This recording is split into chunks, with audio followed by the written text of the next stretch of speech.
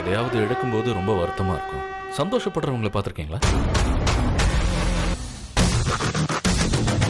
S, நாங்க 14 பேர் வெயிட்டா ஏதாவது வாழ்க்கையில பண்ணலாமேன்னு பயங்கரமா யோசிச்சோம்.